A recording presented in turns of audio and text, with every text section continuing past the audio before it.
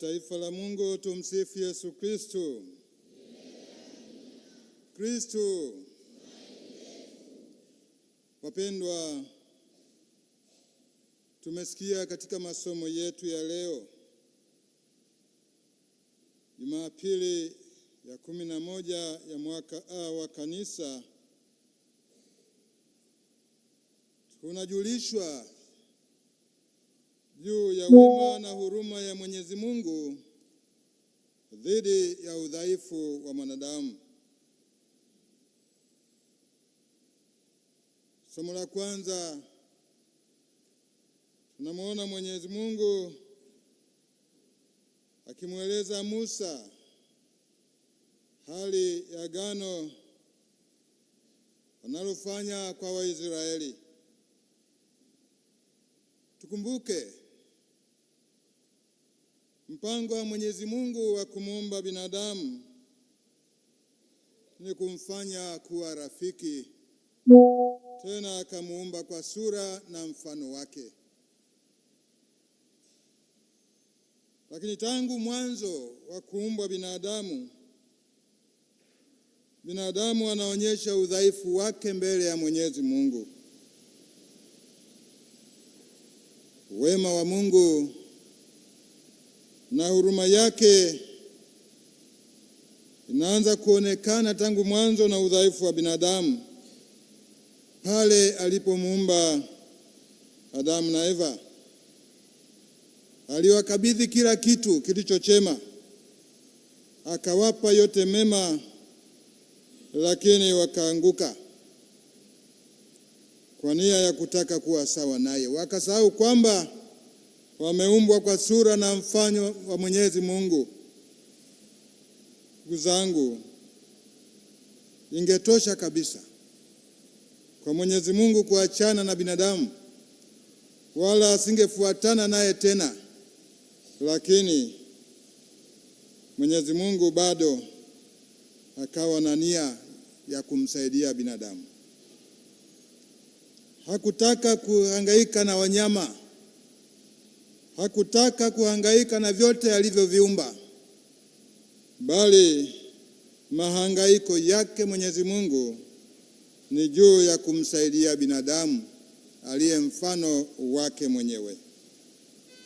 Wana wa Israeli, pamoja na kupendwa sana na Mwenyezi Mungu, bado wanaanguka katika dhambi, bado wanaenda kinyume na mapenzi ya Mwenyezi Mungu. Ndugu zangu, tunakumbuka, na hapa Musa anapewa agizo na Mwenyezi Mungu kwenda kuwasaidia ndugu zake wana wa Israeli, kuwaondoa katika shida na matatizo na mizigo aliyoipata kule Misri. Anaagizwa Musa kwenda kuwasaidia ndugu zake. Huyo Musa anafuata maagizo ya Mwenyezi Mungu. Ndugu zangu, anapewa na sheria na taratibu za Mwenyezi Mungu mwenyewe. Amri 10 za Mungu alizopewa Musa na walizopewa wana wa Israeli ilikuwa ni kwa ajili yao na manufaa yao. Pale Mwenyezi Mungu alipojifunua kwao, na pia akaweka agano lake kati yao na yeye mwenyewe, alijua kabisa kinachoweza kuwaongoza wana wa Israeli ni amri, ni sheria, ili waweze kutoka jangwani na kufika nchi ya ahadi.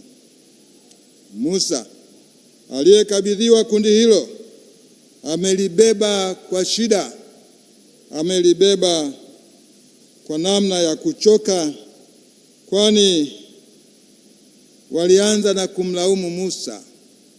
Kwa nini umetuleta katika jangwa? Kwa nini umetuleta tufe huku jangwani? Yale yote maagizo ya Mwenyezi Mungu yakaelekea kutofanya kazi kwa imani waliokuwa nayo Waisraeli.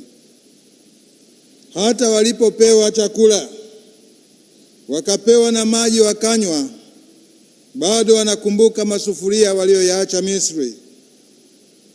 Ndugu zangu, bado Mungu hajaacha wana wa Israeli waishie. Mateso yote walioyapata, miujiza Mungu yote aliyoifanya Misri, ni kuwatoa wana wa Israeli katika shida hizo na hatimaye kuwapeleka katika nchi ya ahadi. Hivyo huyu Musa anayebeba msalaba wote huo anaamua kwenda nao, hata kama kwa namna moja au nyingine ni kama hawataki kuelewa mpango wa Mwenyezi Mungu. Ndugu zangu, Waisraeli walikuwa na shingo ngumu. Mahani kama Mwisraeli yuko hapa alewe tu kwamba babu zake na bibi zake walikuwa na shingo ngumu. Walipojikuta wamefika mahali sasa, wakaanza kufurahi, wakakumbuka miungu ya wa Misri, wakaanza hata kuchonga ndama za dhahabu na kuziabudu, wakazichezea ngoma. Musa alipoona, alianza kupata shida, akiwalaumu na hata kumlilia Mwenyezi Mungu, waangamize watu hawa wasioelewa mpango wako. Bado Mungu hajawaangamiza wana wa Israeli. Ndugu zangu, Mwenyezi Mungu, tumesikia katika somo la kwanza hilo, anajifunua katika agano hilo la kale, anamfanyiza Israeli awe taifa pekee, taifa tukufu la Mwenyezi Mungu kati ya mataifa yote. Tena anamfanyiza awe ukoo wa makuhani wa Bwana, wajiwekao wakfu kwa ibada na Torati. Hivyo maisha yao yote yalidai ibada kwa Mwenyezi Mungu. Katika somo la pili kutoka kwa waraka kwa Warumi sura ya 5 aya ya 6 hadi ya 11, tunaona jinsi Mungu anavyojifunua kwa njia ya Bwana wetu Yesu Kristo ili kuweza kumkomboa mwanadamu, akisema, utukufu na heri yetu ya milele ni hakika kwa vile Mungu anatukomboa kwa damu ya mwana-kondoo mwanawe. Tulipokuwa bado wenye dhambi, bado anatukomboa. Kama msaada wa Mungu wa kututakia ukombozi kutoka dhambi ni mkubwa hivyo, basi msaada huo utakuwa mkubwa zaidi siku yetu ya hukumu, anavyosema Mtume Paulo kwa Warumi. Ndugu zangu, katika Injili ya Bwana wetu Yesu Kristo kupitia kwa mwinjili Mathayo, anatuambia mavuno ni mengi, lakini watendakazi ni wachache. Yesu anawaonea huruma makutano na anawalisha. Ndugu zangu, Bwana wetu Yesu Kristo aliyekuja kwetu, ambaye ni mjumbe maalum aliyetumwa na Baba yake kuja kutukomboa, anakutana na vikwazo, anakutana na wanadamu ambao wanahakikisha wanamwangamiza. Nia yao ni kumuua. Tangu mwanzo anapokuja Yesu akiwa mtoto, mpango mkakati wa kumaliza unafanywa, hata ikawagharimu watoto mashahidi kati ya miaka 2 kwenda chini. Lakini Mwenyezi Mungu mpango wake haujatimia. Aliwatokea wazazi wake na wakamwondosha Yesu kurudi Misri kwa ajili ya kuepuka vifo hivyo. Wapendwa, mara nyingi watu wanasema Yesu aliweza kukombolewa katika Afrika. Tunashuhudia ukweli huo, kwani walikimbilia Misri. na huko Misri baada ya muda wao walirudi. Ndugu zangu, wema wa Mungu hauwezi kushindwa. Huruma ya Mungu haiwezi kushindwa. Bado anarudi Yesu. Wakati anaanza kazi yake, watu wanaanza kuchomwa kabisa ndani ya mioyo yao, wakaanza kujisikia vibaya, na hivyo wanaamua kumhukumu afe kwa njia ngumu ya msalaba. Huyo ni Yesu ambaye ameamua kushika msalaba kwa ajili ya kutukomboa sisi. Yesu alituagiza, ukitaka kunifuata, chukua msalaba wako mwenyewe na unifuate. Msalaba wako ni upi? Kila mmoja ajitafakari mwenyewe juu ya msalaba wake. Ndugu zangu wapendwa, ni kwa njia ya msalaba tumekombolewa, na hapo ndio huruma na wema wa Mwenyezi Mungu ulipolala. Binadamu bila huruma anaamua kumtesa yule baba wa uzima, Yesu Kristo.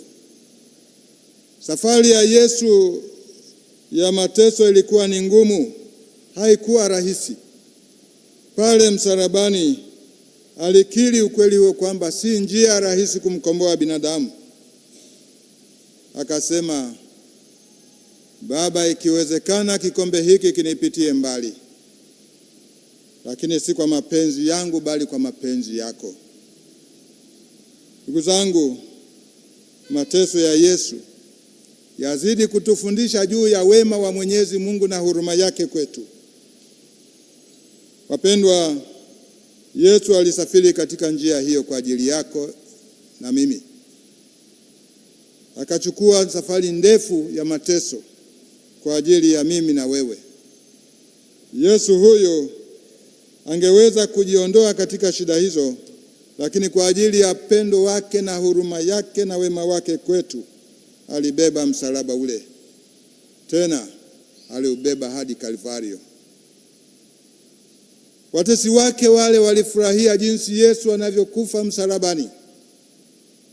Lakini Yesu aliyetufundisha tangu mwanzo kwamba tuwapende na adui zetu, pale msalabani alisema, Baba, uwasamehe kwa kuwa hawajui watendalo. Hawakujua watendalo kwa sababu wangejua Yesu atakufa na kufufuka, wasingefanya hivyo.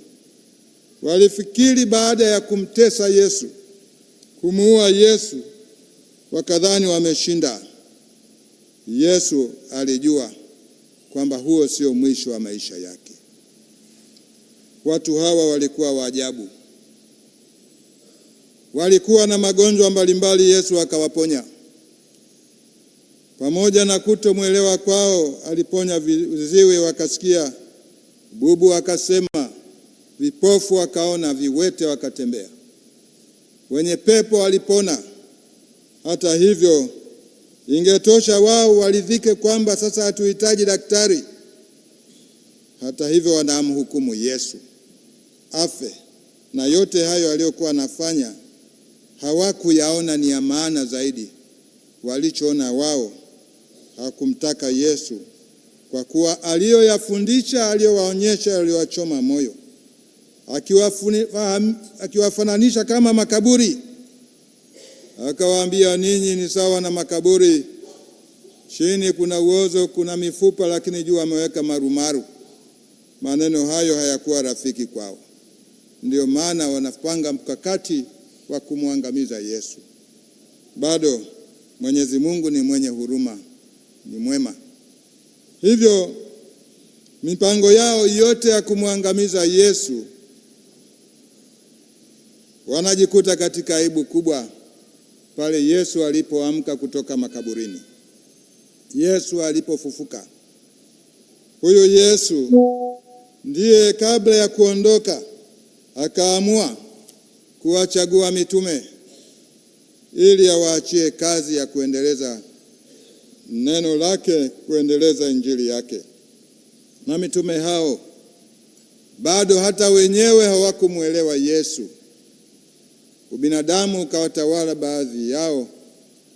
Yupo aliyemsaliti Yesu, aliyeitwa Yuda Iskarioti. Yupo aliyemkana Yesu aliyeitwa Petro, na hata wengine waliokuwa na Yesu, mitume wake na wafuasi, waliishia mitini. Hii ni kutokana na mateso aliyoyapata Yesu. Hakuna hata mmoja aliyefikiria kwamba ataweza kuyabeba. Ndugu zangu wapendwa, tunaweza kujiuliza pia maswali mengi juu ya mitume wa Yesu. Hawa ambao wengi walikuwa na umri kubwa kuliko yeye, baada ya Yesu kuingia katika mateso, wakafikiri kijana huyu ametuingiza pabaya, na wakakata mbuga, wakatimua mbio. Hao ni wakina Petro. Na baada ya yule msaliti Yuda Iskarioti aliyeambiwa na Yesu kwamba mmoja wenu, na akamwambia wewe utanisaliti, bado Yuda alitamani pesa kuliko Yesu. Akachukua vipande 30 vya pesa, akamuuza mwana asiye na hatia wa Mwenyezi Mungu. Mateso yake yalikuwa makali. Alichukua kamba akajinyonga. Na wanasema katika maandiko hayo, fedha ile haikurudi kwa aliyoitoa, walijua ni laana. Wakanunua shamba ambalo limewekwa kwa ajili ya kuzikia wageni wale wanaoenda kutembelea Israeli na kufa huko, wanawekwa katika shamba hilo. Ndugu zangu, wanasema sehemu hiyo aliyokufa, aliyojinyonga Yuda Iskarioti, inanuka mpaka leo. Kama huamini, tembea Israeli ukaulize wapi Yuda alijinyonga. Na kwa sababu hiyo sijasikia hata siku moja mapadri wakabatiza mtoto akaitwa Yuda Iskarioti. Au yupo jamani? Yupo. Yuda Tadei, huyo sio Yuda Iskarioti. Yuda Iskarioti hakupata wajina tangu mwanzo mpaka sasa, na labda hata milele. Ndugu zangu wapendwa, wale wote walioshiriki katika kumhukumu Yesu, maisha yao si mazuri. Wamekufa wakiwa zaidi wanazidi kuungua moto. Na ndio maana katika kukiri imani yetu tunasikia akateswa kwa mamlaka ya Ponsio Pilato. Pilato angeweza kumsaidia Yesu atoke, lakini hakufanya hivyo kwa kuogopa macho ya watu. Na kila tunaposali akateswa kwa mamlaka ya Ponsio Pilato, tunazidi kuchochea kuni katika kuchomwa kwake Ponsio Pilato. Usimuite mwanao Pilato, naye pia atakuwa na hali mbaya. Ndugu zangu wapendwa,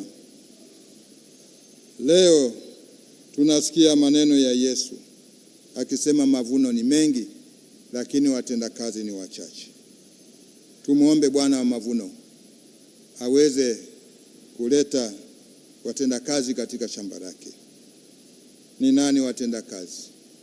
Wanaohudumia wengine, iwe ni padre, iwe ni kiongozi wa kanisa, iwe ni katekista, iwe ni mtawa wa kike na wa kiume, iwe ni muumini yoyote yule anayewahudumia wengine, anatenda kazi katika shamba la Bwana. Wote tumepewa mamlaka hiyo.